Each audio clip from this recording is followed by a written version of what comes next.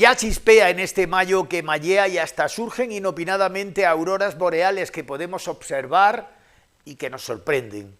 Gaza es un campo, sigue siendo un campo de concentración y exterminio neonazi en Rafah.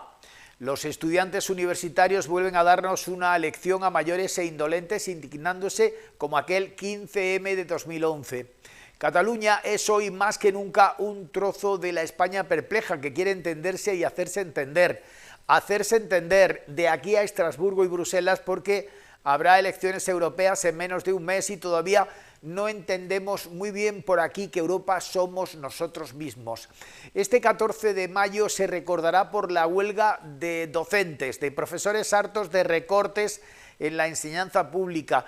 3 organizaciones sindicales convocantes que pasarán por aquí haciendo balance de los motivos sobrados, como las elevadas ratios, el bajo número de profesores de apoyo y orientadores, o el agravio comparativo que surge respecto a la oferta privada, ahora muy en boga a propósito de las atractivas propuestas de FP Dual a partir de la colaboración público-privada. Y también una sala de lo penal de la Audiencia Provincial tendrá que volver a dictar sentencia, porque el TSJ le obliga ahora, casi 2 años después, a hacer las cosas bien, es decir, a dictar sentencia como es debido en el juicio por lo penal de la cooperativa aceitera La Unión de Úbeda. Y un audio de WhatsApp que nos muestra descarnadamente que en la política actual se sigue traficando con influencias sin rubor, diga lo que diga finalmente la Oficina Antifraude de la Junta de Andalucía. El caso de la vacante en la gerencia del Consorcio del Transporte Metropolitano del área de Jaén, el papel de la intermediación del presidente del PP provincial y el destinatario del supuesto trato de favor, que luego no fue el elegido y al que se le sugirió, no obstante, que recurriera. Esto es 10 Zoom en 10 Televisión y cumplimos la palabra dada hace 7 días. Prometimos volver y aquí estamos, sin solución de continuidad. Comenzamos.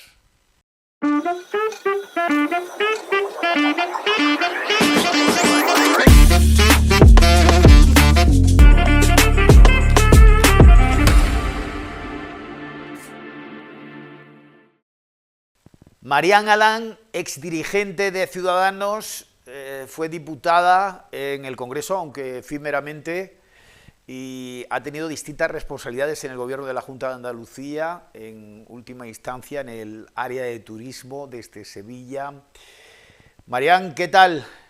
¿Cómo está? ¿Cómo estás? Encantadísima de hablar contigo, estoy estupendamente. Ha sido militante del Partido Popular, después en Ciudadanos, ahora supongo que fuera de todo, ¿no? Fuera de todo, gracias a Dios diría mi familia, ¿no? Porque he vuelto a tener una vida normal. Sí, he retomado mi profesión con ganas, con ilusión. Yo soy de aquellas políticas que decían que después de su etapa política volverían a lo suyo y lo he hecho, pues la verdad es que muy contenta y muy satisfecha porque he redescubierto una vida social que tenía abandonada, una familia que me echaba mucho de menos y bueno, la verdad es que no echo para nada de menos la política. Después de un cargo importante en Sevilla, en el área de turismo, creo que era dirección general, ¿no? La Dirección General de Turismo, sí. La dirección general. Se hablaba de que Juan Marín, cuando acepta un cargo en la estructura de poder de la Junta de Andalucía como presidente del Consejo Económico y Social de Andalucía, también sugiere nombres de cesantes de su formación política para que se incorporen, por ejemplo, a delegaciones territoriales. Así ocurre en diferentes casos, y otros puestos de responsabilidad. En el caso de Marián Adán también sucede, hay ofrecimientos. Yo no sé si se habló de una lista, ¿no? En su momento, o directamente de personas que podían ser rescatadas, se le llamaba, ¿no? Para seguir en la vida política. Yo sí sé que recibí la llamada de Juan Marín, que en este caso me alentó y me dijo que si llamaba a mi puerta el Partido Popular, pues lo recibiese con agrado y con gusto, ¿no? A lo que yo prácticamente le solté una carcajada, porque nuestra relación de amor es mutua, ¿no? Entre el Partido Popular y yo. Y no, ya tenía un proyecto laboral que es en el que me he centrado y que tengo que decir que va estupendamente bien en mi cabeza. No solamente lo tenía en la etapa política, sino previamente me rondaba y yo descarté totalmente cualquier opción. Básicamente, pues sabía que no iba a venir de ellos, pero es que muchísimo menos la quería yo. O sea que no cerraba mi vida política definitivamente. Además, la cerraba con orgullo, la cerraba con la sensación de haber cumplido con mi deber y haber dado ese gobierno de la Junta, ese gobierno del cambio, en este caso al Partido Popular, que tuvo su peor resultado de la historia, ¿no? Pero los andaluces necesitábamos un cambio. No se supo valorar porque no supimos contar, comunicar la gestión que hacía en este caso Ciudadanos en el gobierno, que era muy útil y muy necesaria, pero bueno, me pareció un mal menor, viendo cómo están los patios de revueltos, que simplemente se nos achacase esa falta de comunicación cuando ronda la corrupción y cuando todos sabemos cómo tenemos el panorama a nivel provincial o a nivel nacional, me parecía un mal menor. Con lo cual, di por buena esa etapa y la cerré, la verdad es que muy contenta y satisfecha. Viendo el destino final de Juan Marín o de Mónica Moreno aquí en la provincia de Jaén, o del propio alcalde de Jaén y otros cargos que fueron de Ciudadanos, uno puede entender que es un regreso a la casa común. Y en ese contexto podríamos situar esta agria polémica de las últimas horas, el caso del audio filtrado del presidente provincial del Partido Popular, Eric Domínguez, sugiriendo a Enrique Moreno, al exparlamentario andaluz de Ciudadanos, que optase, a partir de unas bases que le filtraba, optase a un puesto, en concreto la gerencia del Consorcio de Transporte Metropolitano del área de Jaén. Esto ha sido, ha tenido mucho eco, sigue teniendo mucho eco, parece un gran escándalo. Sin embargo, esa gerencia normalmente se cubría a partir del deseo expreso del gobierno de la Junta de turno, ¿no?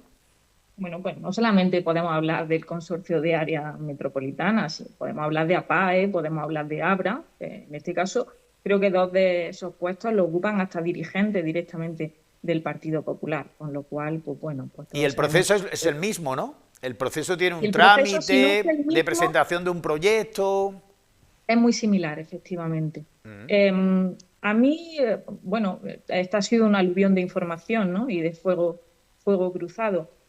Yo no vengo a defender la postura de Enrique Moreno porque yo creo que no se le puede acusar absolutamente de nada. En todo caso, como ya he dicho antes, a mí me parece muy digno volver de la política o a un puesto de trabajo, en su caso lo tenía y muy exitoso, o a prepararse una oposición, como también optó o ha optado, y me parece muy lícito. Lo que me parece menos lícito es rogar o suplicar por un puesto político o estar ahí callado por el miedo, por si quizás suena el teléfono y me necesitan para algo, como es el caso.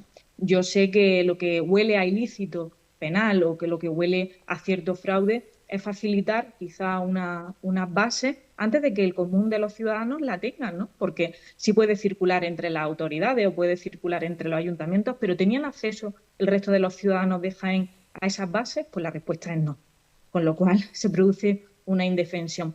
El propósito con el que este señor filtraba esas bases, pues no lo conozco, evidentemente, pero que me suena a una forma de captar ese voto de Ciudadanos, que tenemos que decir que en la provincia no había desaparecido.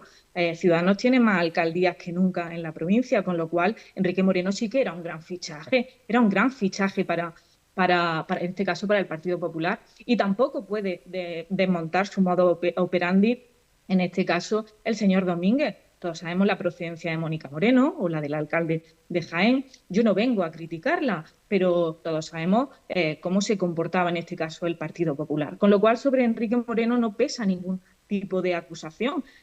Yo lo tengo en gran estima y además, ojalá todos los políticos que abandonan su vida política tengan la opción de reincorporarse al mundo laboral, tanto en lo privado, como en este caso, como en lo público, y no tengan que estar pendientes de las migajas que les quieran dar los partidos políticos.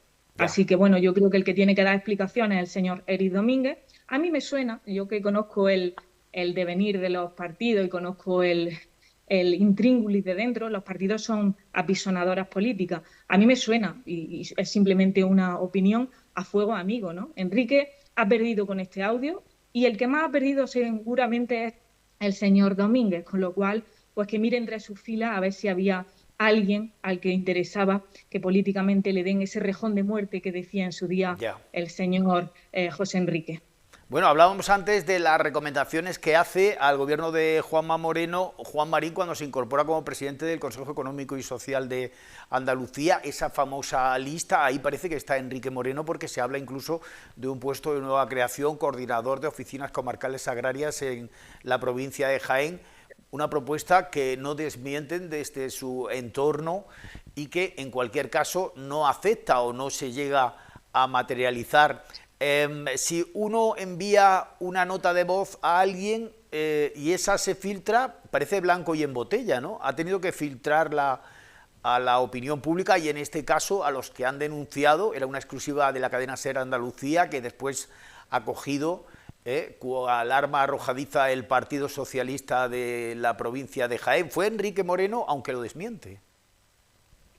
A mí no me consta que fuera Enrique Moreno. De todas maneras, Enrique Moreno no pone sobre la mesa nada que no sepamos, ¿no? Y es que el Partido Popular iba haciendo ofrecimientos políticos y no podemos negarlo. ¿De dónde vienen en este caso los cargos del alcalde o de un concejal de Jaén? Pues vienen de ofrecimientos políticos, con lo cual él no puede desdecirse. Pero en este sentido es que Enrique Moreno no es sospechoso de absolutamente nada, ni necesita un cargo político para vivir. Es más, como ya he dicho, volvió a su vida particular como abogado de prestigio. Tendríamos que ver, en este caso, la hoja de servicios de unos y otros, sobre todo de aquellos que dicen que tenían vida laboral fuera de la política. Se ve que les costó luego subir la persiana, en algunos casos era inexistente. Pero en el caso de Enrique no es sospechoso de absolutamente nada. El que tiene que dar explicaciones y que sí ha puesto una cortina de humo sobre ese audio, cómo se filtra o cómo se dice te paso esta información, pero trátalo con cuidado. Mire usted, tenemos derecho a mentir hasta dentro de un juzgado, pero lo que no tenemos derecho es a tomarle el pelo a todos los jiennenses y a todos los españoles. Usted sabía que estaba pasando una información, pues que no debía pasarla. Evidentemente, en mi opinión, no debía pasarla. Era un negocio al que no accedió Enrique Moreno. Evidentemente no iba a hacer campaña por el Partido Popular, evidentemente no iba a ser un menoscabo para la sigla de Ciudadanos y optó por apartarse. Concurrió a la oposición, se le dijo que, bueno, pues que siguiese en esa dinámica de insistir para que se le, no sé si algunos cursos no se le habían valorado, efectivamente, y él desistió porque vio el juego político, ¿no? Porque lo conocía el juego político con el alcalde de Jaén, conocía el juego político con la señora Mónica Moreno y también era lícito decir que no. Ahora, ya mezclarlo con un concurso, con una oposición en diputación, con un tribunal, en este caso imparcial, yo me sentiría muy mal si fuese miembro de ese tribunal y el Partido Popular estuviera diciendo que cómo se ha calificado o cómo se accedió a una nota de un examen. Yo me sentiría realmente mal. Creo que está poniendo en cuestión algunas cosas que son incuestionables. Está mezclando churras con merinas y seguramente pues todos sabemos de dónde puede venir. Yo tengo una idea, sin base de información, pero a mí esto me huele a un fuego amigo en el que se quieran liquidar, en este caso, sí a un baluarte político, porque Enrique ya su vida política terminó. O sea que Enrique Moreno pudo pasar este WhatsApp a otras personas, incluso del Partido Popular, y del Partido Popular habrían remitido esta denuncia a un medio de comunicación como la cadena SER Andalucía. Eso también parece que forma parte un poco de ese realismo mágico que ahora está de nuevo tan de moda, con obras como La península de las casas vacías de su querido paisano David Duclés, que es paisano también de los ubetenses y de todos los jiennenses en general. Claro, dentro de ese surrealismo está decir, alguien lo ha dicho, el propio Enrique Moreno, a cambio del cargo de la gerencia metropolitana me pedían hacer campaña a favor del PP. Pero ¿cómo puede entenderse eso cuando había unas municipales de por medio donde se volvía a presentar su padre en Porcuna y donde hay una guerra tremenda por parte del Partido Popular, abriendo sede, insistiendo en la candidatura del actual gerente del Hospital Alto Guadalquivir de Andújar, etcétera, etcétera? Eso parece también una salida un poco extraña, ¿no?, esa explicación por parte de Enrique Moreno. Bueno, luego los números en la urna demuestran que la salida de extraña no tiene nada. una candidata bajo las siglas del Partido Popular en Porcuna tiene un resultado y en este caso Miguel Moreno, bajo las siglas del partido con el que quiera presentarse, tiene otro resultado. Con lo cual, ¿qué interesa en este caso al Partido Popular? Pues le interesa, evidentemente, un caballo ganador. Le interesan una estructura allá donde las tiene débiles. Le interesa otro fichaje estrella, en este caso, a lo mejor no simplemente por lo que pueda aportar Enrique Moreno, que sería mucho y bueno, sino por debilitar, por exterminar la marca Ciudadanos. A ver, Con lo Mariam, cual, pues bueno.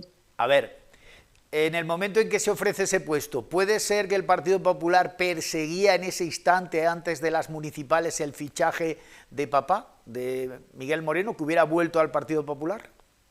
Pero ¿alguien duda que el fichaje de Miguel Moreno para el Partido Popular o para el Partido Socialista o para el partido de Puigdemont no es una garantía? No, no, pero Porque yo a hablo él, de este caso concreto. ¿Se le ofrece a Enrique Moreno el cargo de la gerencia del área metropolitana para que Miguel Moreno retorne al partido? pues yo creo que indirectamente puede ser. O puede ser que lo haga por las estructuras que podía acarrear en este caso Enrique Moreno. No sé la intención con la que se hacía. Yo sé cómo se hizo con Mónica Moreno. En realidad, pues era una persona que poco podía llevar de Ciudadanos, ¿no? O en este caso, el perfil ni gestor ni político del alcalde de Jaén. Pero en el caso de Enrique Moreno estamos hablando del presidente de la FAFE. Esto da pie a pensar cuál es la relación del PSOE con Enrique Moreno. Enrique Moreno sentó en una comisión de investigación a la señora Díaz y al señor Chávez, con lo cual ahora cuando se dice veladamente que si tiene intereses con el Partido Socialista y se deja caer o entrever que esa oposición a la que ha optado libremente con un tribunal imparcial pudiera estar de alguna manera mangoneada, la verdad es que a los que conocemos a Enrique, conocemos sus valores, conocemos cómo ha sido todo, se ha fraguado todo, nos da un poco de risa, ¿no? Yo creo que Ya. el señor Domínguez debería explicar por qué le interesaba políticamente que Enrique Moreno hiciera campaña para el Partido Popular, por qué le interesaba una estructura en Porcuna mucho más fuerte y más sólida que la que tiene, porque le interesaba quizá en Arjonilla tener un acercamiento, porque le interesaba en otros pueblos tener un acercamiento, en este caso a los miembros de Ciudadanos. No sé, algún interés tendría, evidentemente. El Ya. que no tiene que demostrarlo en este caso es Enrique Moreno. Claro, todo dentro de esa sucesión de hechos imprevistos, impredecibles, incorpora uno más, y es la celebración precisamente de la primera prueba de una oposición libre para 3 puestos, 3 plazas de técnico de Administración General en la Diputación Provincial, 250 aspirantes. El tercero en nota de esa primera prueba, que es la fundamental, es precisamente Enrique Moreno, y el mismo día que hace la prueba se filtra esto.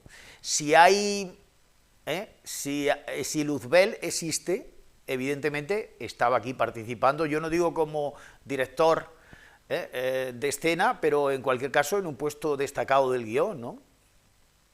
Bueno, sobre eso se han dicho algunas cosas que la verdad es que son tan ridículas como decir que Enrique Moreno no estaba en una academia preparándose esa oposición, que quizás no tenía los méritos oportunos, que se ha dudado de su titulación, se ha dudado de algunas cosas que la verdad es que me parecen de risa. Incluso se ha llegado a decir, es que todo aquel que entra con una oposición en diputación aprobada tiene un carné detrás. Pues mire usted, tienen varios colores los carnés de las personas que entran a diputación y algunos no tienen carné. Con lo cual, poner eso en duda me parece totalmente absurdo. Yo tengo un trato personal con él y sé cómo ha estado preparando esa oposición. Tengo un trato personal con él y sé cómo le llegó la información de que se convocaba esa oposición y no fue precisamente ni por la vía del Partido Socialista, ¿no? Fue algo muy casual. Con lo cual, pues no sé qué quiere decir el señor Domínguez, porque en esa rueda de prensa que escuchamos todos los jiennenses yo vi que se repetía continuamente la palabra supuestamente y también la de la máquina del fango. La calle San Clemente ha tenido una máquina del fango muy, muy, muy engrasada. Yo coordiné la campaña de las autonómicas, creo que eran autonómicas, quizá me patina la memoria. Y contrastando información con algunos dirigentes del Partido Popular, me hicieron llegar algún dato de algún candidato y nada, pues dijimos que no se publicara porque ese dato era totalmente erróneo y sé cómo son capaces de fabricar fango. Decía el señor Domínguez, esto es una cortina de humo para tapar ese paseillo que van a hacer, creo que la señora El Cita viernes. Colomo, efectivamente. Pues mire usted, pues si ese paseillo es el caminito de la calle Arquitecto Vergés, quizá no ha criado hierba desde que pasaron la cúpula del Partido Popular por allí también con el caso Martín-Res. Con lo cual, yo he escuchado muchas barbaridades por parte de este hombre, pero una defensa férrea de por qué mandó ese audio, qué intención tenía, qué precedentes tenía después de los fichajes de Mónica Moreno o del alcalde de Jaén, pues la verdad es que no se lo he escuchado, no se lo he escuchado decir más que sembrar dudas, sembrar un poco esa discordia a la que está acostumbrado el Partido Popular con el Partido Socialista, que tampoco rentable ha sido a los jiennenses, la verdad. El PSOE ha llevado el caso, dice que lo lleva a tribunales, pero también a la Oficina Antifraude de la Junta de Andalucía. Todos recordamos cuando estaba Ciudadanos en el gobierno, en la anterior legislatura, cómo se primó precisamente por parte de Juan Marín y por dirigentes, como es el caso de Marián Adán, la creación del área de regeneración democrática.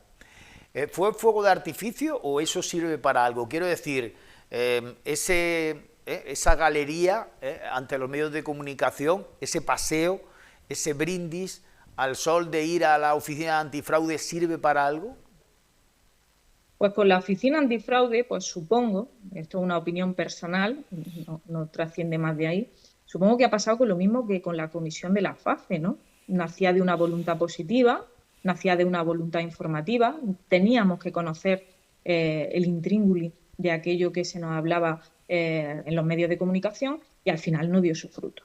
No dio su fruto, pues ¿por qué? Pues por una oportunidad política, ¿no? Se le dio al botón de las elecciones y nos quedamos sin saber ese dictamen final. Con la oficina antifraude, pues nació de una voluntad política muy positiva, con unas bases, la verdad, muy bien situadas, ¿no? ¿Necesitábamos esa oficina? Sí. ¿Necesitábamos otros órganos perimetrales en la administración que lo único que hacían es poner enchufados? No. Con lo cual, yo creo que en este caso la labor que se hizo desde Regeneración fue muy buena. Si luego pervertimos esa oficina política con cargos políticos, pues ya es cierto que el instrumento que hemos creado no es tan válido para la sociedad. Con lo Ya. cual, ahí lo dejo. Yo creo que ahí pasó igual que con la comisión de la FAFE. Debimos conocer la verdad. Y aquí en esta oficina antifraude, pues no sé si la vamos a conocer. Si conocemos los perfiles de las personas que lo componen, pues nos podemos hacer una idea de si la vamos a conocer o no la vamos a conocer. Es lo que tiene conocer un poco las tripas de la política, ¿no? Y es que uno es un poco escéptico ya y ya sabe cuando básicamente lo están tratando de tonto. Y qué fugaz es la gloria en política, señora Adán, en 2017.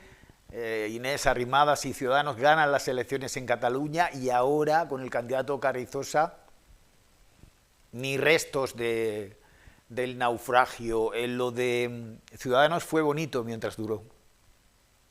Y duro, y muy duro. Fue bonito, bueno, pues porque al final partíamos de una base ilusionante, pero algunos medios de comunicación totalmente interesados en el bipartidismo, pues no nos lo pusieron fácil, éramos incómodos para unos y para otros. Cuando gobernábamos con el Partido Socialista, no vea la que nos soltaban los del otro lado y al revés, con lo cual a ellos, en este caso al bipartidismo, les interesa ese ten con ten continuo que es tan estéril, evidentemente. Se puso de moda hace muy poco, yo lo veía en redes, tengo que decir que la he abandonado bastante, ¿no? Pero se puso de moda lo de compartir ese discurso de Rivera que me parecía tan acertado cuando yo lo escuché allí mismo en el Congreso, que decía que Sánchez tenía un plan, y además tenía un clan. Y ahora lo resucitamos ese discurso, pero sin embargo castigamos a Albert Rivera muy duramente. Con lo cual no sé si votamos bien o mal los españoles, yo no lo voy a cuestionar, pero que votamos con amnesia totalmente segura. ¿Y volverán banderas victoriosas naranjas algún día? Pues no lo sé. No sé si volverán o volverán de otra forma o con otro formato. A mí me parece que deberían, porque hoy día escuchar a la gente y que no se te achaque ningún caso de corrupción, que no se diga que viniste a servirte y no a servir, a mí me parece bastante, pues la verdad, bastante digno. Pero Luego todos cuando ves la están en el labor, PP ya, ¿no? Todos están ya casi dentro del PP, alguno incluso se presenta a las europeas por Vox. Es como si lo de Ciudadanos hubiera sido una especie de invento transitorio, ¿no? bueno, quizás sea lo más morboso de decir, pero ahí tenemos un alcalde en Porcuna, ahí tenemos un alcalde en Arconilla, ahí tenemos un alcalde en Ruz. Esos como son silenciosos y están con el pico y la pala continuamente, pues la verdad es que son menos mediáticos y Bien. dan menos que hablar. No sé si volverán o no volverán esas banderas naranjas. A mí me gustaría que volviesen, sinceramente. Me sentí muy honrada. Mi ciudadano me dio lo mejor que tenía, sinceramente, ¿no?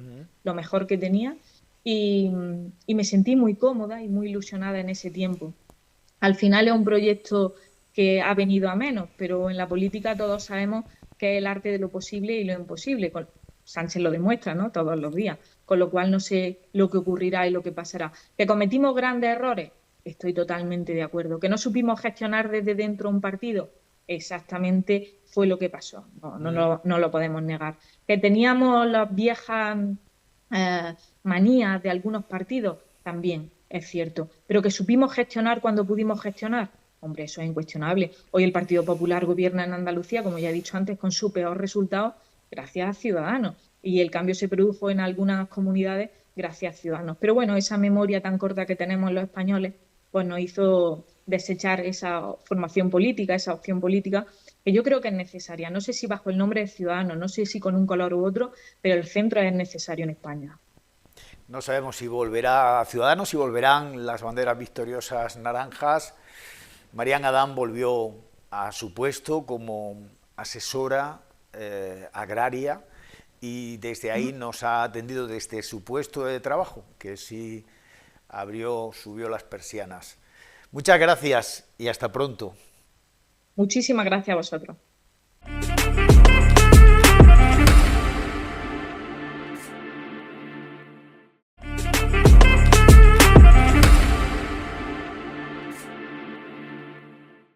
Es Francisco Javier Luque, profesor asociado de Ciencias Políticas y de la Administración de la Universidad de Jaén y secretario de Enseñanza de Comisiones Obreras Jaén. ¿Cómo está, profesor? Hola Manuel, ¿qué tal? Pues en primer lugar, muchas gracias por invitarme a tu programa. Hablemos primero de la coyuntura política tras la sucesión de elecciones autonómicas en las comunidades históricas de nuestro país este 2024, Galicia febrero, Euskadi abril, Cataluña mayo, este pasado domingo. El cambio de ciclo se completa en menos de un mes con las elecciones europeas. Vayamos por partes. ¿Va a haber un punto de inflexión, claramente un cambio de ciclo, profesor? Bueno, yo creo que es difícil integrar en una misma lectura lo ocurrido en las tres últimas elecciones autonómicas y lo que vaya a ocurrir en las próximas elecciones europeas, aunque indudablemente hay una conexión. Por un lado, en las elecciones de Galicia hemos asistido a una continuidad, ¿no? El Partido Popular ha revalidado su mayoría absoluta.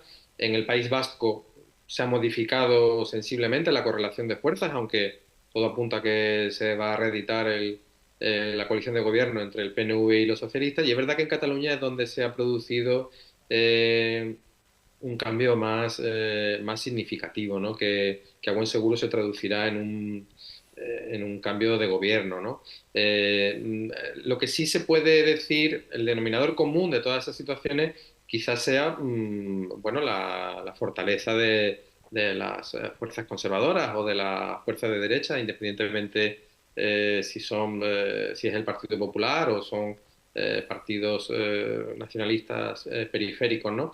Respecto a las elecciones europeas, bueno, todas las encuestas que ha habido este año, salvo la del CIS, que proyecta un empate, ¿no?, entre PP y PSOE, todas las demás le dan invariablemente una ventaja al Partido Popular, que oscila entre los 15,6 puntos, que quizás es exagerado, ¿no?, y los 6,8 puntos, ¿no? Esto sería un resultado coherente con lo ocurrido en el pasado, cuando las elecciones europeas vinieron, digamos, a confirmar lo que había ocurrido en elecciones generales que tuvieron lugar poco antes, ¿no? Por ejemplo, así ocurrió en 2004, ¿no?, que las elecciones europeas fueron escasos 3 meses después de las elecciones generales y volvió a vencer el Partido Socialista, o ha habido también otras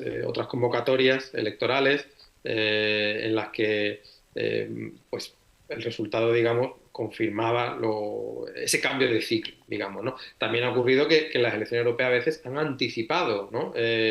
Un cambio de ciclo, ¿no? Han dado las primeras señales, ¿no? Así ocurrió hace 10 años, ¿no? En 2014, cuando irrumpieron Podemos y Ciudadanos, ¿no? Lo más seguro, en definitiva, es que estas elecciones confirmen el buen momento del Partido Popular, su ventaja sobre el Partido Socialista y además es verdad que muy probablemente este buen resultado del Partido Popular tenga su eco en otros países de Europa donde todo hace prever que va a haber las derechas y las extremas derechas van a tener bueno, un buen desempeño electoral. Podríamos estar hablando, por tanto, profesor Luque, de una suerte de segunda vuelta de las últimas legislativas, como se está planteando, ¿no?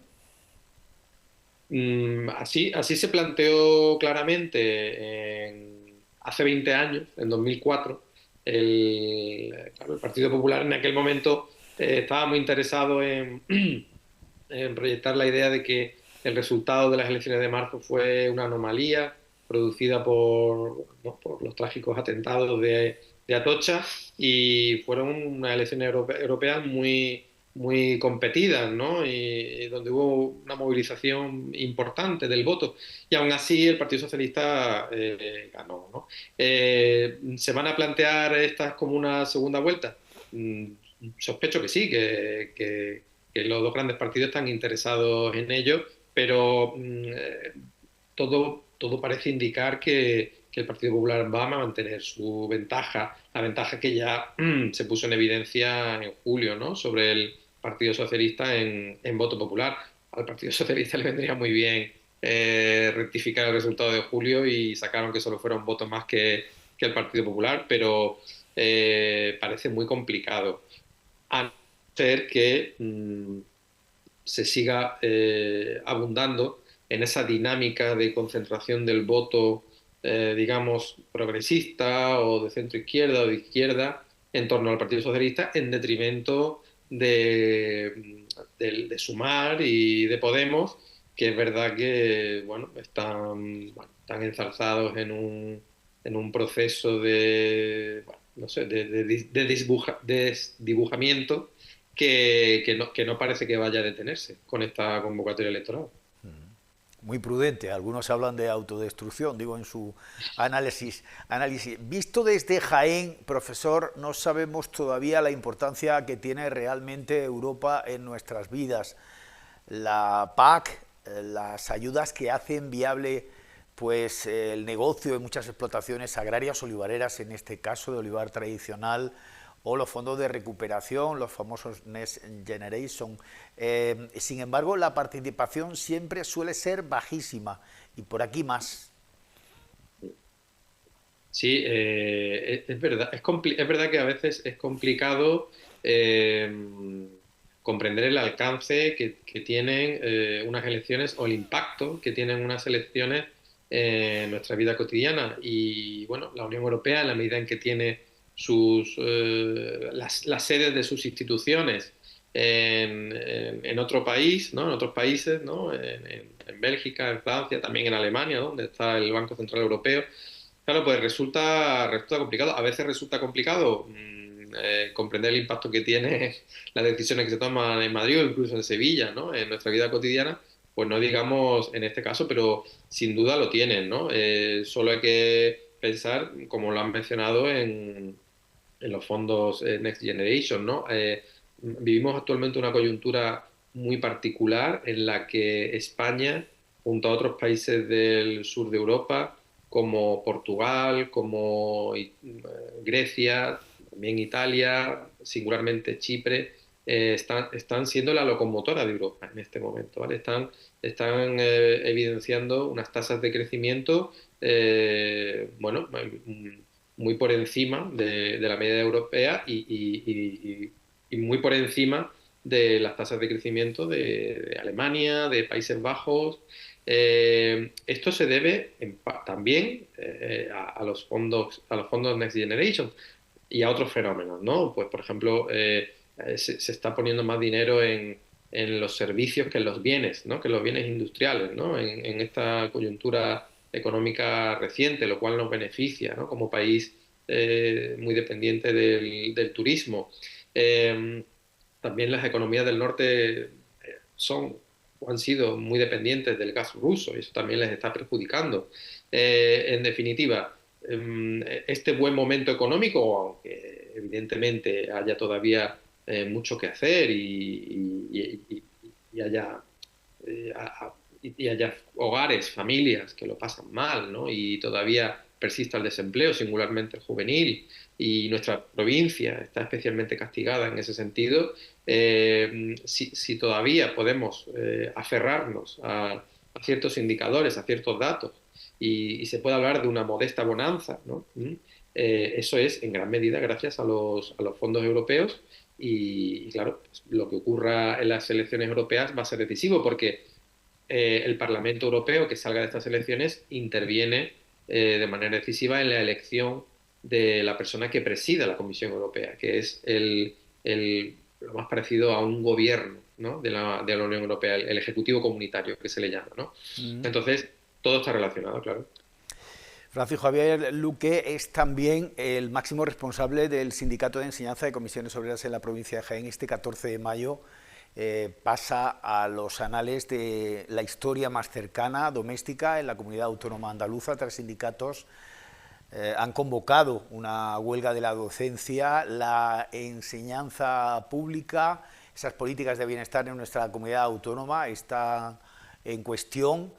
Para algunos es una quimera con masificación, con ratios cada vez más elevados, con falta de profesorado de apoyo para alumnos con necesidades especiales y otras faltas de medios.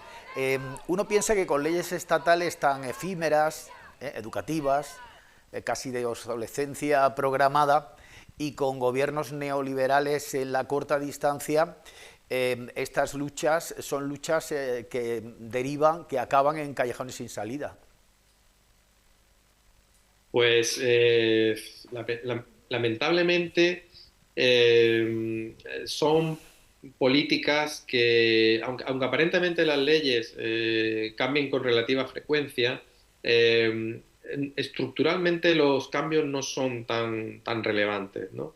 Y en ese sentido, los problemas, ¿no? Los problemas que padece la educación andaluza son también los problemas que padece el sistema educativo español en su conjunto e incluso otros sistemas educativos de países de nuestro entorno e incluso más lejanos, ¿no? Es decir, el problema de las ratios altas. Está comprobado que cuando se puede empezar a producir un impacto entre el alumnado significativo por parte del docente es a partir de los 15 alumnos en la clase, ¿no? Más de eso va complicando el trabajo, más aún si tenemos en cuenta que hay una diversidad que atender o un alumnado con necesidades educativas especiales.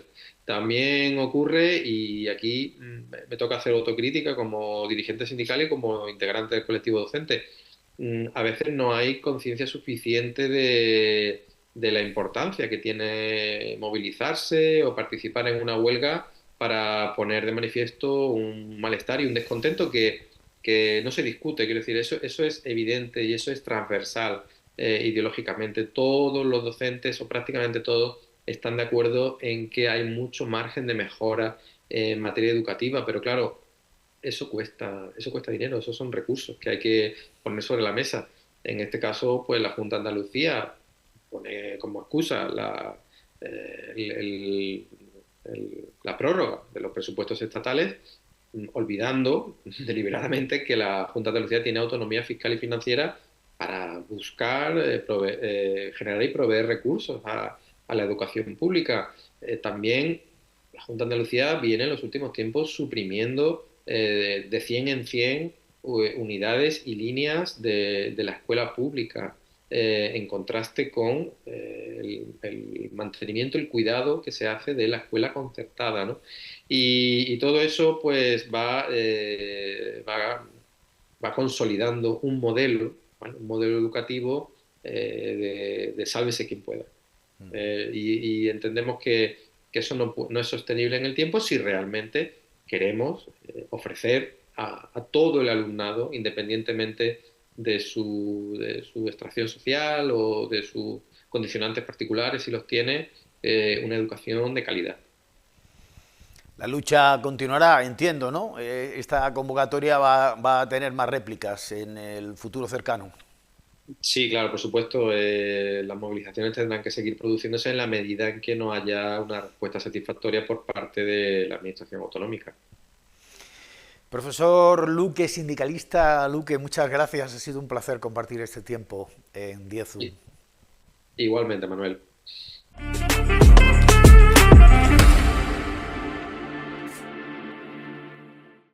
María Balboa es responsable del sindicato Ustea en la provincia de Jaén. Jornada, ya digo, que va a pasar a la historia, una movilización que se preveía hace ya tiempo. María, ¿qué tal? ¿Cómo estás? Hola, muy bien, muy bien.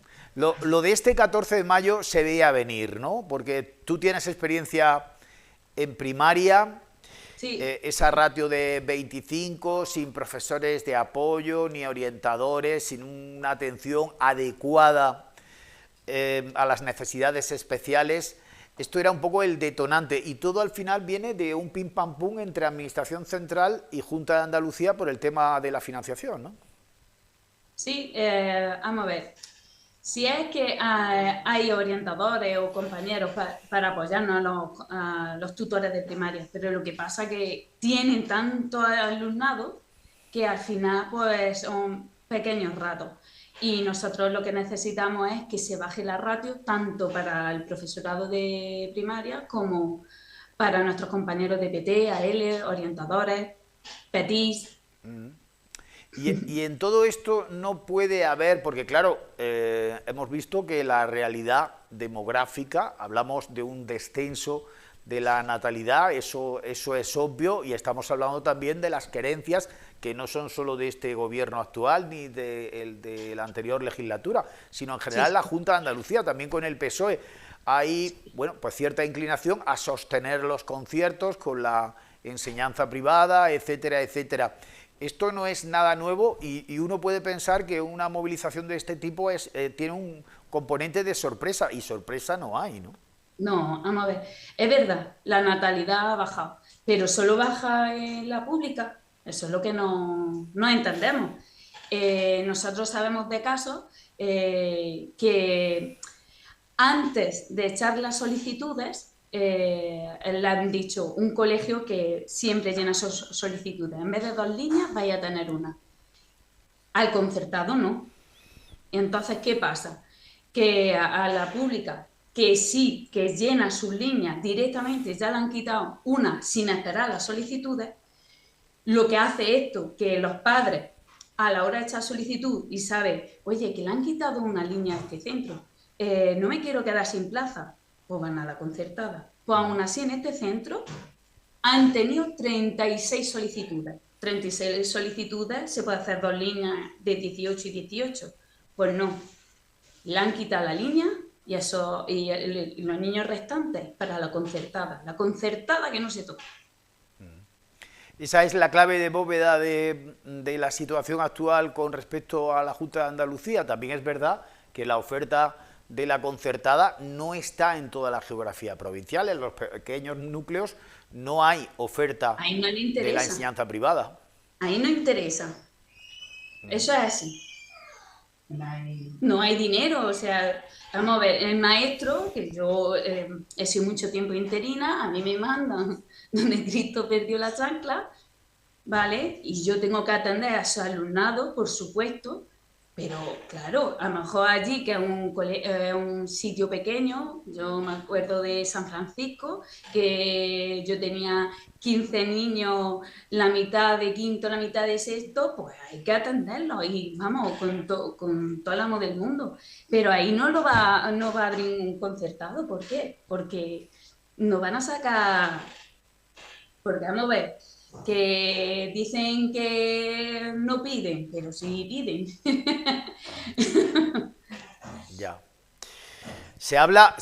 Hay una controversia ahora bastante grande porque algunos de los partidos populistas de ultraderecha, como por ejemplo el gobierno de Milei en Argentina, habla de la educación y plantea que la libertad de los padres para elegir también de alguna manera conculca el derecho de los menores a la educación obligatoria, que si un padre, porque está trabajando y tiene un pequeño negocio, puede hacer uso del trabajo de su hijo, pues está también en su derecho. Aquí parece que todo lo que era el estado del bienestar, María Balboa, empieza a convertirse en algo cuestionable y líquido. Sí, sí. Están privatizando también la sanidad, ¿no? Vamos a ver, las listas de espera en poco tiempo han aumentado muchísimo. Y claro, tú necesitas una operación ya, ¿y qué haces? Te vas a la privada. Si puedes permitírtelo, claro está. Y eso está ocurriendo también en la educación, quiero decir, el que puede permitirse por ingresos económicos en una unidad familiar, habida cuenta la precarización que existe en los centros públicos, sabe que en los concertados sus hijos van a tener pues unas instalaciones, una oferta de mayor calidad. Te voy a hablar del caso de FP, ¿vale? Hay muchos módulos que tienen una lista de espera muy grande. Ya. Entonces, en vez de abrir más plazas públicas, ¿qué están haciendo? Privatizar. ¿Y quién puede estudiar un módulo privado? Pues el que tiene. Pero lo que tienen que hacer es abrir más plazas en la pública. Sí, como parece que se garantiza por parte de la privada, de los centros concertados, esa oferta de FP, se reduce la que directamente imparten los centros 100% públicos. Claro. La colaboración público-privada, ¿no es eso? Claro, sí. Las movilizaciones a partir de ahora ha sido una jornada 14 de mayo en toda Andalucía, convocada por 3 sindicatos. ¿Qué vais a hacer a partir de ahora? Pues nada, seguir movilizándonos, reivindicando, saliendo a la calle, todo lo que esté en nuestras manos, escuchar a nuestros compañeros, que una de las mayores quejas es la carga burocrática que tienen. Queremos también que bajen las horas de atención al alumnado, porque, por ejemplo, el maestro está a 25, el maestro de primaria infantil. El de secundaria está casi todas a 21, cuando tendrían que estar a 18. O sea, lo que está fuera de la norma es a 21. Pues nosotros queremos que estén a 16 o a 18. Todas estas cosas, ¿para qué? Para mejorar la calidad, mejorar la atención al alumnado, que también los que más están sufriendo es el alumnado con necesidades educativas específicas. Y bueno, es lo que queremos, y nosotros vamos a los centros y sobre todo eso, están pues hasta aquí. Tengo una compañera que es de AL, bueno, como ella hay muchísimos, pues que tiene 40 alumnos. Tú en 25 horas, metiendo el recreo, en 25 horas, ¿cómo atiendes a esos 40 de AL? Pues ese es el problema que está viendo. A eso le pasa al compañero de AL, le pasa al DPT. Los orientadores tienen 600 alumnos y nosotros queremos que tengan 250. Entonces, pues nada, nos queda mucho que recorrer, pero esperemos que estemos todos a una. Desde tu experiencia, María Balboa, en los últimos años, como interina en distintos centros de la provincia de Jaén, sí. ¿Hay una regresión o estamos más o menos igual que hace 20 años? Hay una regresión claramente. Vamos a ver, por ejemplo, en los años del COVID, pues es verdad que se apoyó mucho y estaba el apoyo COVID y eso pues ayudaba mucho. Yo en ese curso yo estaba en el Gloria Fuerte y había un apoyo COVID por ciclo. Eso ayudaba mucho al profesorado. porque ya no es solamente el alumnado NEAI, sino los alumnos que necesitan un pequeño apoyo para seguir empujándolo.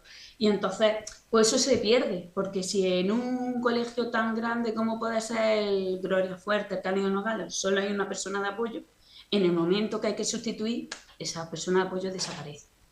Y entonces, para mí está habiendo una regresión muy grande. También hay un aumento de alumnado con necesidades específicas de apoyo educativo. Hay un gran aumento. Atención temprana, o sea, los centros de atención infantil temprana están valorando muchos alumnos y los orientadores le están llegando tantos que no dan abasto. Una de las cosas que se cree también es porque bueno, en la época de la mascarilla tal, pues no se hablaba tanto, que algún problema hay por ahí. Pero bueno, que están llegando muchos alumnos ya desde el CAIT y entonces los orientadores lo que nos dicen es que no dan abasto. Y esta situación la conoce perfectamente la delegación. Quiero Hombre, decir, los datos les llegan. Los datos les llegan, pero los inspectores también están en los centros. Hay jefaturas que están permanentemente en contacto con los representantes de los docentes, del personal también del PAS, del personal de administración y servicios. En esas reuniones de coordinación, ¿cómo os sentís? ¿Ignorados? Porque nosotros lo que queremos es simplemente más plantilla. Más plantilla. Bueno, no sé si sabes los millones que han devuelto, ciento y pico millones de euros, porque era solamente para infantil de 0 a 3 años, pero solo podían ser para la pública. Ese dinero de Europa, ¿por qué se devuelve? Lo que tienes que hacer es invertirlo en la pública, de 0 a 3 años. Hacer proyectos y, de alguna manera, trabajar de forma más coordinada con los representantes, en este caso de los docentes. Pues estaremos muy pendientes, María Balboa, usted, en las próximas fechas de los siguientes pasos y si esta movilización ha servido para retomar una vía de diálogo en la que no os sintáis ignoradas en este caso. Muchas gracias y hasta pronto. Muchas gracias a ti.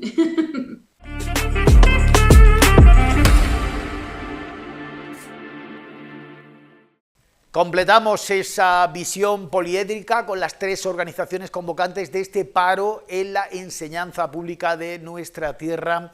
José María Cuadrado es el presidente de AMPE, aquí en la provincia de Jaén. José María Cuadrado, ¿qué tal está?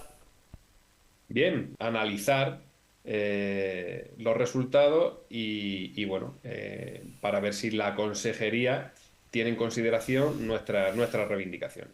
Claro, porque esa es la clave, ¿no? Coger, de alguna manera, los datos de este día, que solo es el comienzo, y sumar. La culpa de esta huelga es de Madrid por la prórroga presupuestaria o de Sevilla, que tiene autonomía financiera y, sin embargo, no desarrolla suficientemente la dotación para el incremento de profesorado, para la reducción de la ratio o la incorporación de profesores y coordinadores, orientadores suficientes en los centros educativos públicos. Bueno, ahora mismo nos encontramos en lo que es en el ámbito autonómico y luego podríamos hablar de lo que es a nivel estatal, ¿no? De cómo está la educación y la negociación en el ámbito estatal. Pero centrándonos en lo que hoy nos concierne, ¿no? Lo que es la educación pública en Andalucía, pues hay que decir que se ha roto una negociación que para nosotros era muy importante porque venía a mejorar las condiciones laborales y profesionales del profesorado y sobre todo a mejorar el sistema público andaluz.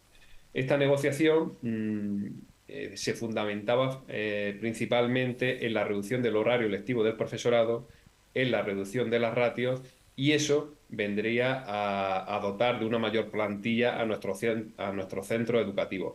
Por otro lado, en la negociación también estaba vinculado lo que es la reducción de la burocracia, que estamos expectantes de las conclusiones de unos grupos de trabajo que se pusieron en marcha el curso pasado y cuyas conclusiones todavía desconocemos.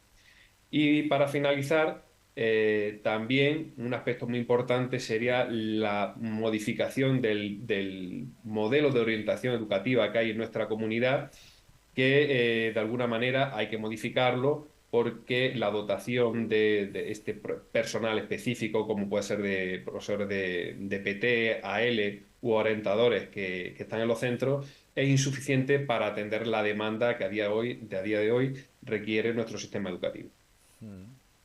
Hay mucha carga burocrática para el docente. Quiero decir, el docente tiene una ratio de alumnos que está por encima de lo aconsejable y además tiene unas responsabilidades diarias que tiene a veces que llevarse a casa, porque es imposible conciliarlo con los horarios lectivos. Sí, por supuesto. La carga burocrática es un mal endémico que venimos arrastrando. De hecho, bueno, la consejera, dentro de sus líneas de actuación, priorizaba en la descarga, ¿no?, de la burocracia en los centros educativos. Pero la burocracia, reducirla, para conseguirlo, no solamente es de palabra, ¿no?, sino que hay que hacer una inversión, porque por supuesto la burocracia viene de la mano de la aplicación de la ley y todo lo que ello conlleva. Pero sí que de alguna manera se puede descargar dotando de una reducción horaria para atender a toda la coordinación de los planes que a diario pues tiene que realizar el profesorado y que le resta tiempo para lo realmente importante, que es preparar las clases y despertar lo que es ese interés por el conocimiento del alumnado, ¿no?, que es, digamos, la tarea fundamental que debe tener un docente. La infradotación presupuestaria, visto desde un sindicato independiente como AMPE, en grandes núcleos de población, que a ver los haylos, algunos en la provincia de Jaén, ¿beneficia a la oferta de educación concertada? Bueno, aquí tenemos que ver varios temas. Si hablamos de presupuesto en el funcionamiento de los centros, sí que hemos estado viendo cómo año tras año, desde el año 2019, esa dotación presupuestaria va mermando. Eso es lo que es el funcionamiento de los centros. En cuanto a los convenios que se firman con los centros concertados, pues digamos, son convenios por 6 años y durante ese tiempo, bueno, están blindados por una serie de sentencias en cuanto a escolarización se refiere. Aquí no es cuestión de entablar una guerra entre privada, concertada y pública, ¿no?, sino solamente nosotros lo que vamos a defender es, digamos, participar en igualdad de condiciones que este tipo de enseñanza. Y para ello es fundamental la apuesta decidida por una educación pública de calidad que ha de hacer la consejería. Y es muy importante que en esa oferta inicial que se hace a la familia, a los centros educativos, pues se intente ofertar el mayor número de plazas posible y no, digamos, partir de un número inferior, que en muchas ocasiones lo que produce es un efecto disuasorio en la familia, que ante la posibilidad de que su hijo no pueda entrar en un centro, pues opta por la opción más segura, que puede ser esos centros concertados que en determinadas localidades conviven, digamos, con mayor intensidad con centros públicos. Eso en FP y con la colaboración público-privada es palmario.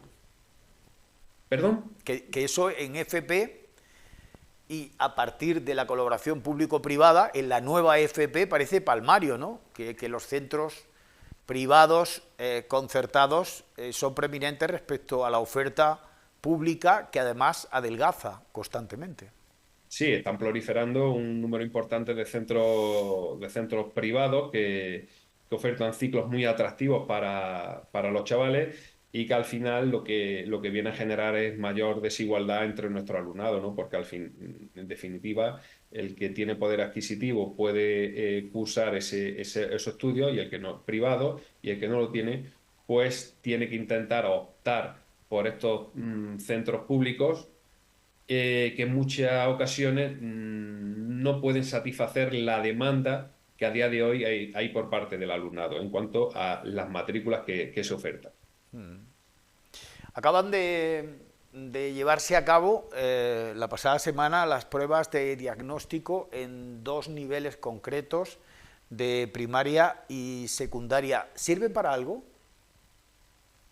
Sí, bueno, al final es ese feedback que hay que tener, ¿no? Con bueno, el alumnado y ver. Lo único, el tema de las pruebas de diagnóstico es un tema bastante polémico, ¿no? Porque al final lo que hay que buscar, al igual que la selectividad, se hablaba de buscar unas pruebas que fueran pruebas homogéneas, ¿no? Para todo el territorio. Y eso es muy difícil de conseguir.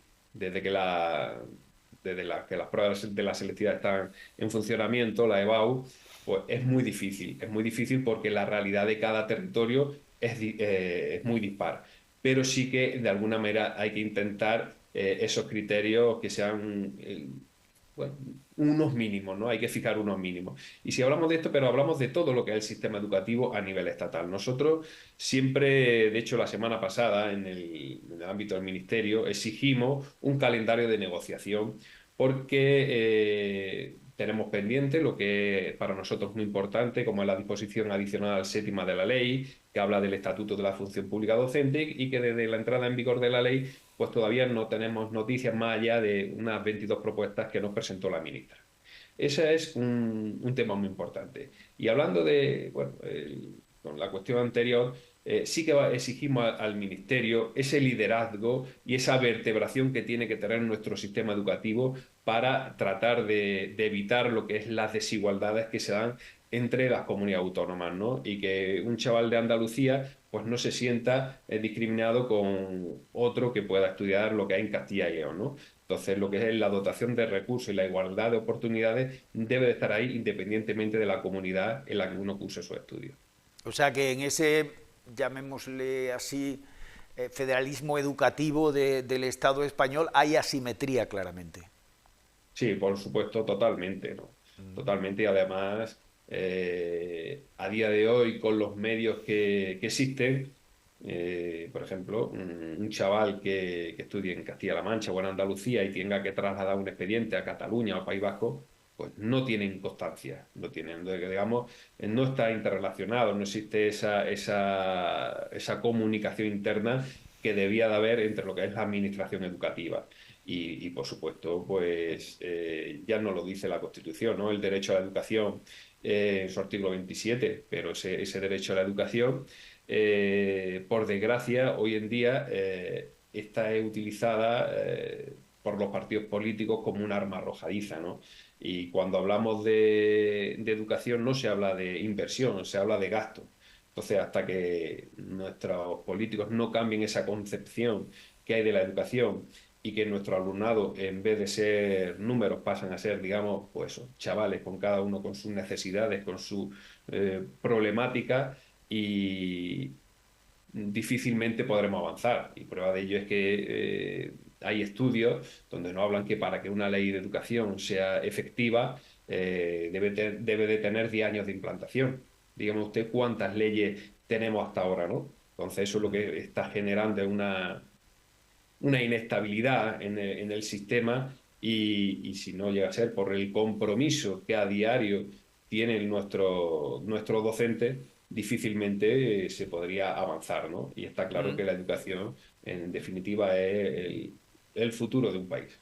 Dígame una cosa por último, si estas carencias y disfunciones del sistema educativo son tan evidentes, ¿por qué este 14 de mayo la convocatoria de huelga del profesorado solo lleva la firma de 3 organizaciones sindicales? Bueno, habría que preguntar al resto de organizaciones que no participan en la movilización sus motivos. Nosotros siempre hemos pensado, como dicen, ¿no? La unión hace la fuerza y siempre que haya unidad entre todas las organizaciones de la mesa sectorial será mejor porque la sensación que se transmitirá pues será eso de unión y de fuerza. En esta ocasión no ha sido posible, sí que anteriormente hubo una serie de concentraciones donde estuvieron presentes todas las organizaciones sindicales, pero lo que hay en esta jornada de huelga y manifestación no ha sido posible.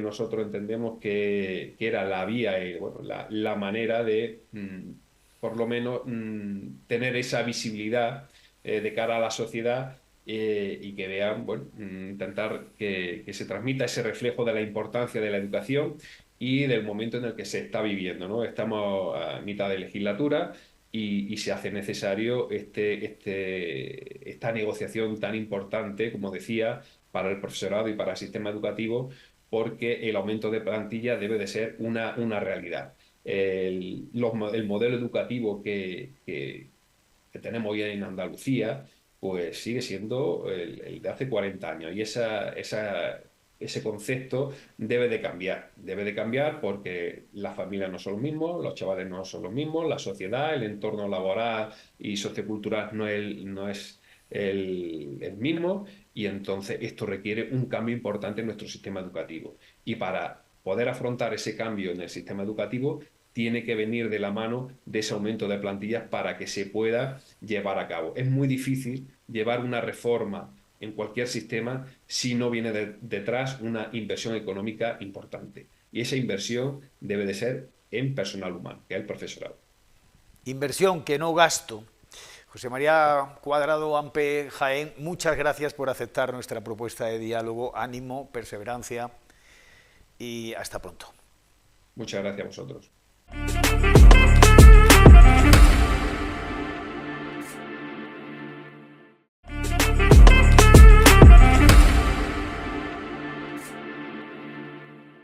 El pasado viernes conocíamos el fallo del Tribunal Superior de Justicia de Andalucía que resuelve los recursos presentados por los condenados y las acusaciones particulares en la quiebra fraudulenta culpable de la cooperativa aceitera La Unión de Úbeda. El juicio por lo penal, recuérdenlo, en la Audiencia Provincial de Jaén se resolvía en 2022 con la condena de cárcel e indemnización al ex jefe de administración, al exauditor de la compañía, así como las responsabilidades que se derivasen contra la herencia yacente del expresidente José Consuegra. 46 millones de euros de agujeros sobre el convenio de acreedores vigente. El fallo del TSJ estima las impugnaciones presentadas para declarar la nulidad de la sentencia de la Sala de lo Penal de la Audiencia Provincial de Jaén, al no fundamentarse incongruencia omisiva, caso por caso, cada una de las reclamaciones de las acusaciones particulares por los depósitos que tenían los socios recurrentes en la sección de crédito de la responsabilidad civil directa, así como la decisión de exonerar a la cooperativa La Unión de Úbeda de la responsabilidad civil subsidiaria. Por tanto, el Tribunal Superior de Justicia de Andalucía exige a la Sala de lo Penal de la Audiencia Provincial que vuelva a dictar sentencia.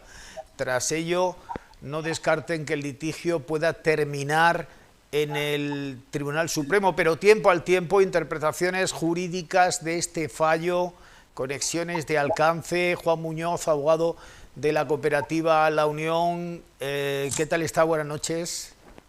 Buenas noches, ¿qué tal Manuel? ¿Qué tal Álvaro? Encantado de verle y estar en esta entrevista con ustedes. Y ahí está Álvaro Jiménez, que es letrado de algunas de las acusaciones particulares de socios de la sección de crédito de la cooperativa La Unión. Álvaro, ¿qué tal? ¿Qué tal, Manuel? Encantado de saludarle, también de saludar al compañero Juan. ¿Cuál es la interpretación que cabe de este fallo, que para algunos ha podido ser pues preocupante? Uno podría decir, no vale la sentencia, no vale el fallo de la Audiencia Provincial, hay que retrotraerse en el proceso, pero lo único que cabe en principio es alguna enmienda y dictar de nuevo sentencia. Álvaro. Sí, bueno, el tema está en que no se puede olvidar que la sentencia confirma la condena y desestima los recursos planteados por la defensa de José Luis Román, ¿vale? Entonces, pues sí tiene ese aspecto en cuanto a que solventa o da respuesta a ese recurso que era más respecto a, digamos, al fondo del asunto, de la posible conducta delictiva del acusado. Luego, por otro lado, lo que hace es estimar los recursos de la acusación particular, también es de la impugnación adhesiva de la cooperativa de La Unión y también de otra acusación particular, y ahí sí entramos, supongo que Juan estará de acuerdo conmigo, en unos elementos bastante más técnicos y enfarragosos de lo que a lo mejor nos gustaría para hablar aquí a los telespectadores, pero que entiende que hay efectivamente, como usted ha dicho, Manuel, una incongruencia omisiva, una falta de fundamentación, porque no entra a valorar la responsabilidad civil directa, ese delito que las acusaciones particulares, muchas de ellas solicitábamos, y contrariamente a lo que se podría esperar sin entrar a valorar o a determinar esa responsabilidad civil directa, ese delito, pues sí entró la Audiencia Provincial a valorar la responsabilidad civil subsidiaria. En ese sentido, muy brevemente explicar que el TSJ lo que hace es pegar, si me nos permite la expresión, un pequeño oreja, diciendo primero entré a valorar una cosa y luego después ya entraremos a valorar otra. Juan Muñoz, abogado penalista de la cooperativa La Unión, coincide sustancialmente en lo que acaba de comentar su colega. Sí, la verdad que Álvaro lo ha explicado muy bien, de una manera muy llana, para que sea entendible por todo tipo de personas, que no haga falta que sean juristas. Yo la verdad que desde mi perspectiva tengo que contar la anécdota de que vi el correo por la noche, la madrugada del jueves al viernes por la noche, porque el jueves por la tarde no pude abrir los correos. Y de repente veo sentencia estimatoria, eso fue como un jarro de agua fría diciendo, ¿qué ha pasado aquí? Vamos a ver. Y a medida que fui leyendo la sentencia, pues bueno, me fui tranquilizando. Siempre tenemos que hablar desde el respeto absoluto que tenemos a todo tipo de las resoluciones judiciales, en este caso la dictada por la Audiencia Provincial de Jaén, pero como bien ha dicho Álvaro, es un pequeño tirón de oreja y comprensible, porque no da una respuesta directa y expresa a una cuestión fundamental y capital, que es la responsabilidad civil directa que reclamaban cada uno de las acusaciones particulares, en este caso los cooperativistas perjudicados que de manera individual o colectiva, bajo una misma representación, como podía ser en el caso de Álvaro, que habían acudido al procedimiento. Entonces, si ellos manifestaban que reclamaban unos 800.000 euros, otros 300.000, otros 20.000, otro 1 millón, pues tienes que dar una respuesta expresa sobre si lo concedes o no lo concedes y por qué lo concedes o no lo concedes, es decir, motivarlo. Y en este caso, yo entiendo que esa respuesta está implícita un poco en el contenido global y total que tiene la sentencia, pero es cierto que no se transmite de una manera expresa y clara, y entonces la verdad que estamos de acuerdo, es totalmente conforme la fundamentación que ha dado en este caso el Tribunal Superior de Justicia, pero como digo, en el único sentido de, oye, que tienes que responder a esto, pero tampoco de estar diciendo qué es lo que tiene que responder, simplemente, obviamente, que dé esa contestación motivada. La masa acreedora de las acusaciones particulares que recurren suman unos 7 millones de euros. En la sentencia se habla de una indemnización de 2.700.000, hay 2 condenados y luego está la herencia yacente de José Consuegra. Sobre esa herencia yacente se han hecho muchas especulaciones, pero no sé si en este momento, al día de la fecha, se puede hablar de unas cantidades concretas. Sí, en cuanto al montante que podría sumar la herencia en sí, o ¿a qué se refiere, Manuel? Sí, me estoy refiriendo obviamente a la herencia, si se ha Pues, concretado, verdad, y luego también los beneficios de una serie de fincas, también de olivar, que produjeron, ¿no? Desde... Ahí la verdad que está habiendo una especie de vacío, porque quedó desierta en el sentido de que ninguno de los herederos la aceptó, incluso la abogacía del Estado tampoco. Y la verdad que es una situación jurídica un poco extraña. Y también, como tenemos esa circunstancia de que no tenemos una sentencia firme que pueda darle un destino concreto a esa herencia, yo creo que se encuentra ahora mismo como en el limbo. Pero también, además, tenemos que tener en cuenta que hay un procedimiento mercantil, el concursal, en el que todavía también se está llevando a cabo la ejecución de esa herencia yacente. Entonces, como casi con todo, tenemos que esperar un poquito más. Álvaro Jiménez, como representante jurídico de esos acreedores, ¿qué esperanzas reales tienen en este momento?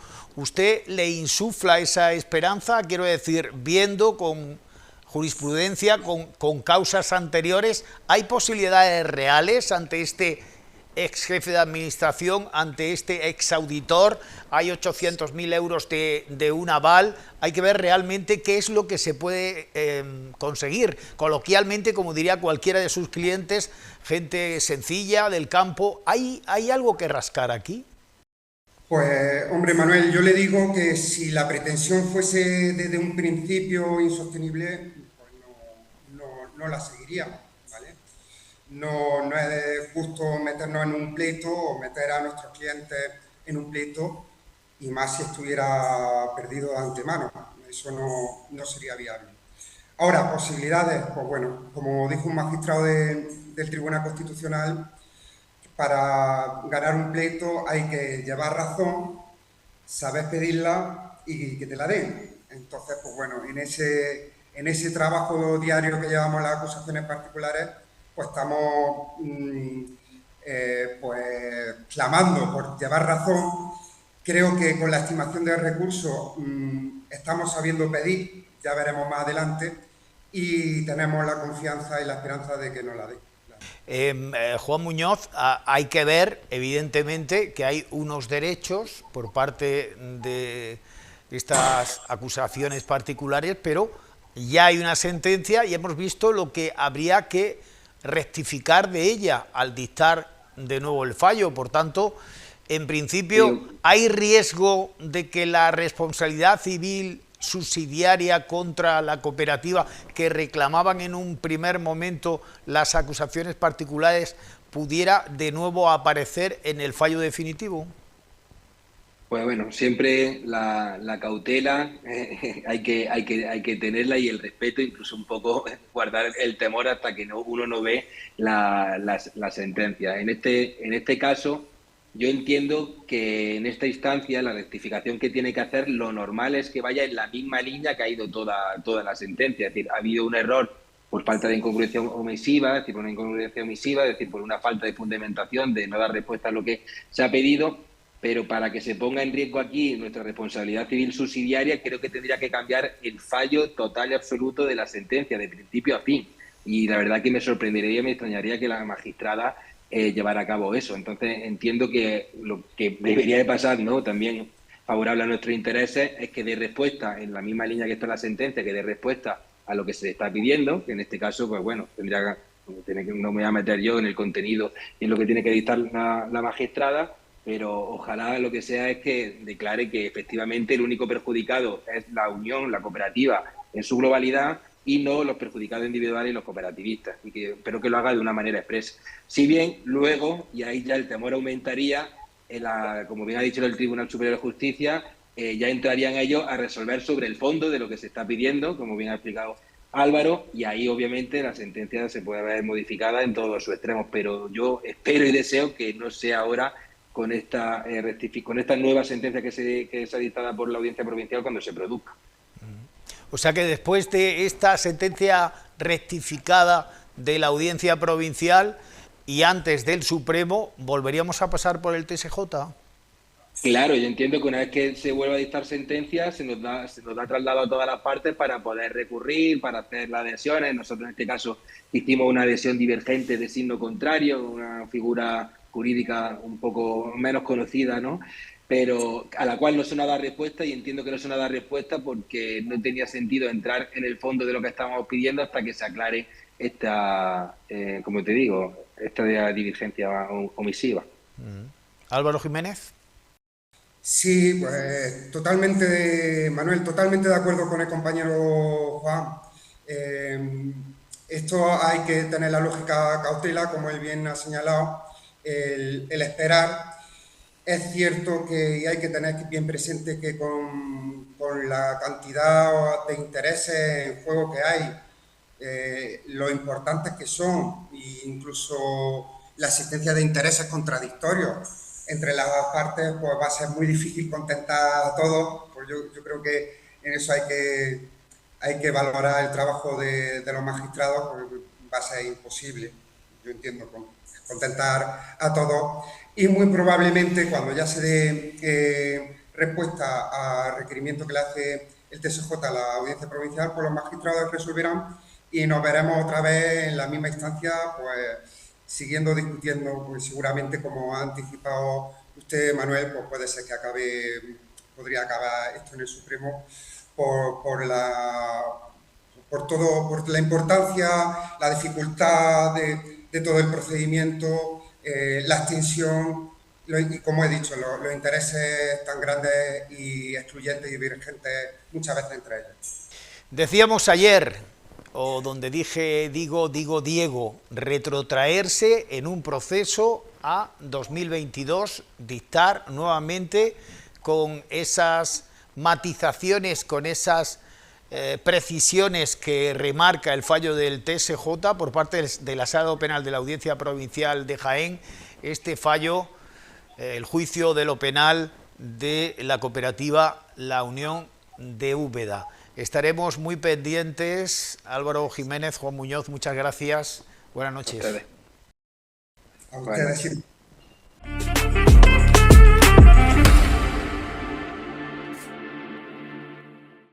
Fue todo por hoy en 10-1, señoras y señores, la polémica política del momento en la provincia de Jaén, el audio del trato de favor que podría acabar con la carrera política del presidente provincial del PP, la huelga de profesores que se ha celebrado este 14 de mayo, convocada por 3 sindicatos, y la sentencia de un juicio por lo penal en la audiencia provincial que 2 años después, tras el consiguiente tirón de orejas del TSJ, tendrá que volver a dictarse, redactarse, para clarificar la responsabilidad civil de los condenados respecto a las acusaciones particulares en la gestión desleal y de apropiación indebida en una cooperativa aceitera.